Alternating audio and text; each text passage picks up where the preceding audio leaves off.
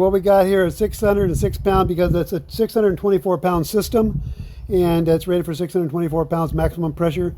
And we got 606 pounds, 0.4, and it's been holding steady now for 10 minutes. And we're going to go ahead and run it. It's been modulating between 606.4 and 606.3 for the last 10 minutes, and it's stuck here. It seems to be at 4 now, but anyway, it goes down to 3 occasionally, and but it goes right back up to 4. So we're going to go ahead and leave it there. And we passed our 10-minute test, and we're moving on. Oh, it went to 606.5. So anyway, we're certainly not losing anything, and now we're actually gaining. So we're done with our pressure test. We're going to move on to vacuuming. Okay, we're going to start our vacuuming procedures. We passed our pressure test. It worked out perfect, and ran it up to almost the full part of the system. It's 624 pounds. 624 is your operating pressure, and we went to 604 or something. So anyway, close enough. And now we're doing our vacuuming, and this is our system now. We got an HC Pro valve core removal tool. I removed the valve core, and then I have a Navac on top of it to pull off our micron gauge. And so anyway, that's the system we're running today. I rebuilt my my Apions last night, and I don't trust them yet. I gotta put a test on them to make sure they're working, and these ones here should be working. I haven't rebuilt these yet, so I haven't messed with them yet, so they should be fine. We'll go ahead and see what happens, but what I like to do normally, see how this day goes, because it's a cold day, but I normally like to go down to 100 microns and then go 10 minutes or 5 minutes more. So I go 5 minutes after I get to 100 microns, I go 5 minutes more. It's been about a minute or so since we started. We're at 250 microns. We'll give it a few minutes to get down to 100 if it'll do it, and we'll go from there. I'll bring you back. Okay, it's been 9 minutes. I'm going to go ahead and give it 5 minutes more. I'm going to assume that's as low as I'm going to get. I'm at 141 microns, and normally I get down to 100, and I just call it 5 more minutes, but I'm at 10 minutes, forget it, I'm done. So at 10 minutes, it's about 10 minutes now, close enough. So I'm going to go ahead and call it, and I'm going to go 5 more minutes, and that'll be my deep vacuum. That'll be the best I can get. For some reason, it's not going down more, so we're going to have to call it macaroni. So I'll give it 5 more minutes, and then we'll do our 10-minute TK test and get ready to rock and roll. Okay, I just gave it the 10-minute test and 5 minutes more for a deep vacuum. And so we're right now at 100 microns, and so that's the system, and we've seen it before. It's not the normal system I use, but it's working, and we'll just go ahead and go from there. Okay, it's been waffling between 154 and 155 for the last 10 minutes, so I'm going to go ahead and call it. And so it's we stopped at 98. And it's going back and forth from 154 to 155. So we're going to go ahead and call it there and release our refrigerant into the system. Okay, for the charging valve people, this won't apply to you, so you can let it go, or unless you really want to learn how to put in a valve core under pressure. Right now it's under vacuum, and I have it valved off here, and I have the micron gauge valved off also. So the micron gauge is protected from the refrigerant. And even though everything's under vacuum still, we haven't released any refrigerant yet. So we're going to release the refrigerant as soon as I get the valve core put back in. So I have the valve core here, and I've never used this HC Pro before, so I'm hoping this thing still works like normal. So what we have to do is this, because this is valved off, this thing, it can't stick in. It's going to hit that valve. So what you want to do is take off your vacuum pump, if they're strong enough.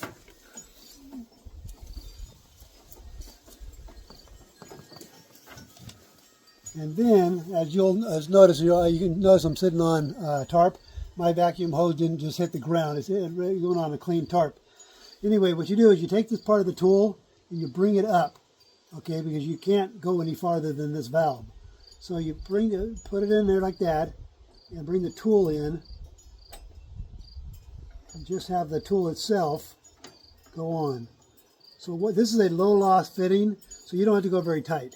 It actually will hold refrigerant or pressure for quite a bit without going very tight at all. Matter of fact, during your system, you can actually test that and go like that and see how many turns it takes to even get anything out of it. So anyway, it worked out good. So now we're all set here. Okay, so now we have this put in. Just put it in finger tight. You don't have to do much because low loss fitting. We're going to release a little bit of refrigerant, not much at all. Just a blurb, man. On, off, on, yeah, on. This way. Off. Okay, I'm going to release a little bit of refrigerant, just enough to put back pressure on this, so I can change out my valve core without losing our vacuum. So I'm just going to give it a little bit of pressure. That's all, just a little bit of back pressure. Then we're free to now put our valve core in there. So I can open that up, and that puts pressure now of the refrigerant right on this thing here. So now I'm going to release a little bit of pressure now. You can see how many turns it takes to let any refrigerant out. Listen, you won't hear it yet.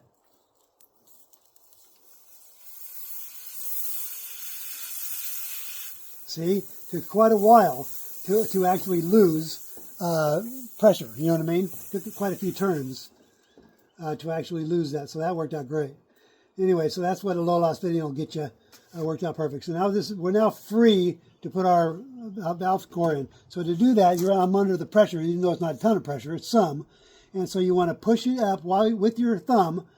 Okay, push up and hold it with your thumb while you're screwing it in. So while you're screwing it in, you're pushing it up with your thumb because the pressure's still there. As soon as you get to the end, you don't got to go very tight, but as soon as it gets to the end, you'll know it's done, and just a little bit more, you know. So that's all. You don't have to go super tight on it. Snug it. It's snugged up. And now we're free to release this.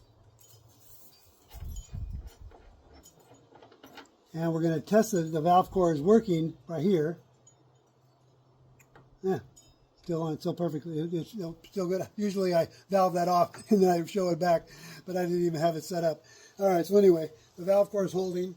And we're going to test that before we finish up the process. So the valve core is in, it's holding. So now I'm going to release this system here.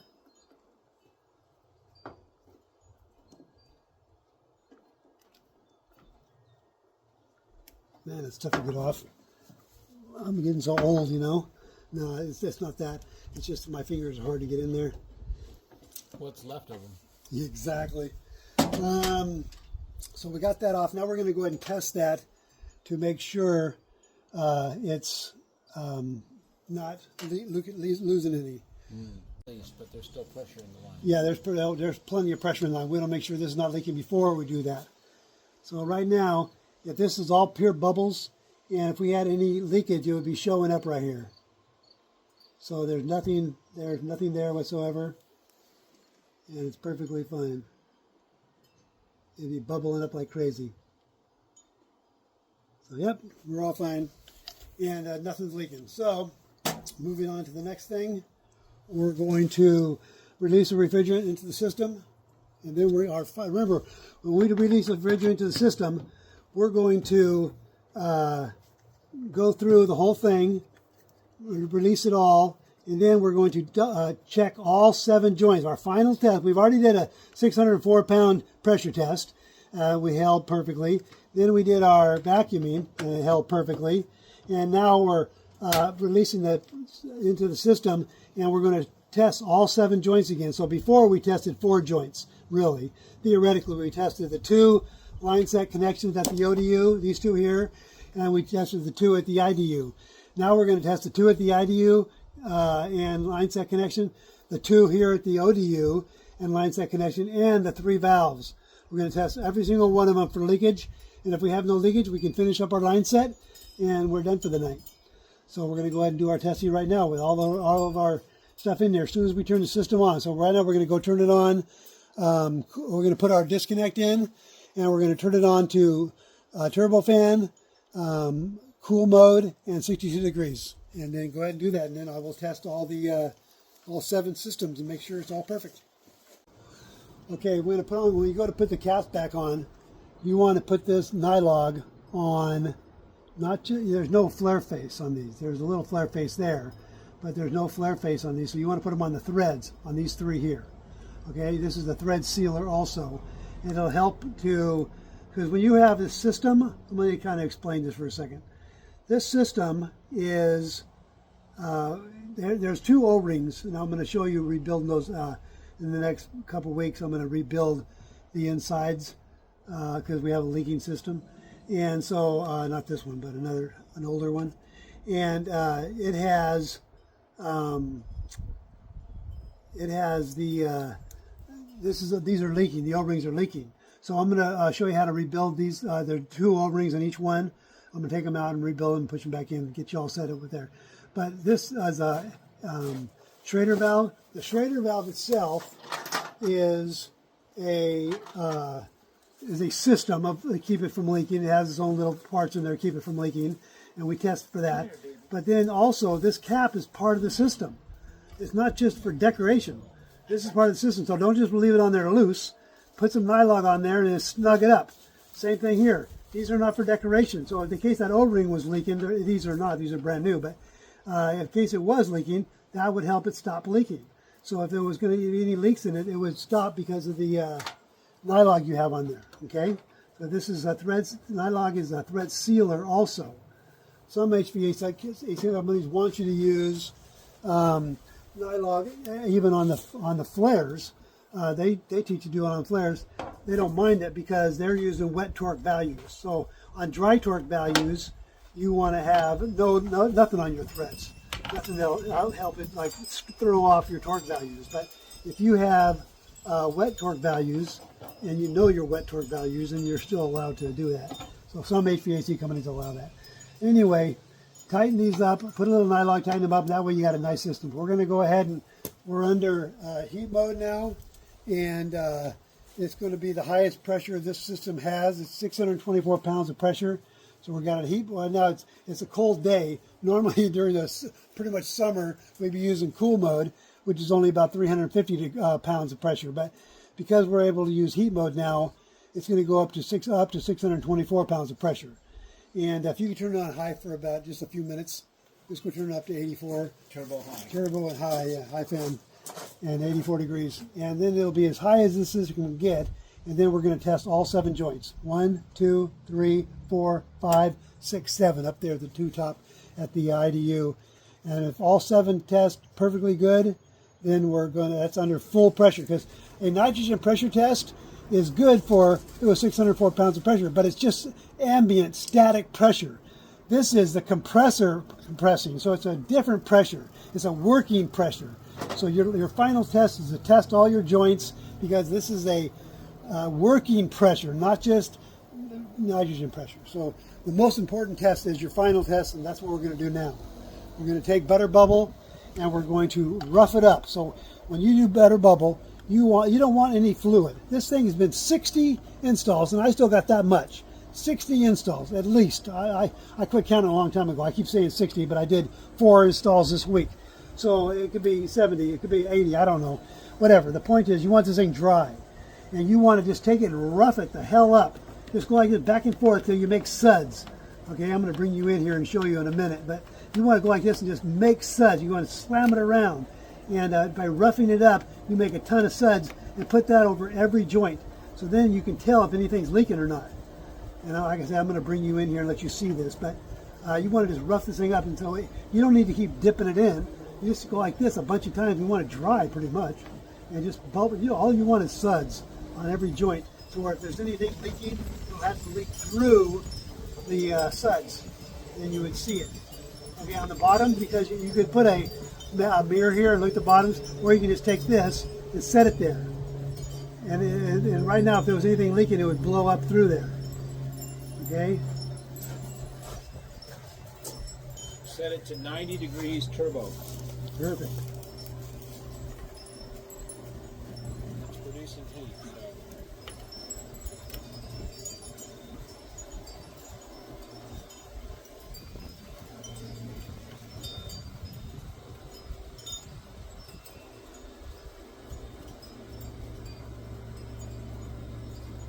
I actually wish we had a leak just so I could show everybody, you know what I mean? Yeah, no, we don't want to leak. I know, but I'm just saying, I know it's your system. You don't want a leak, but I want it for test. So I can show everybody what the hell a leak looks like. Yeah. I've never had a leak do before. a video with a bad valve. Yeah, and make it leak. exactly. It looks like the bubble working really good. Exactly. So yeah, I've never had a leak, but I'm hoping like crazy one of these days I can get one so I can say, hey, look at that. There's a leak. That's what happens. Anyway, so those 5 are done. Now I'm going to go up and test the one up above, and that'll be it. Okay, as you can see here, nothing's leaking. All the better bubble's still there at the seams where you would see it, and nothing's leaking. Absolutely perfect. Okay, she's all installed and working perfectly. No leaks. That's all we really care about. We made it happen, baby. That's the way the line set wound up being to keep our 10-foot minimum, and worked out perfect.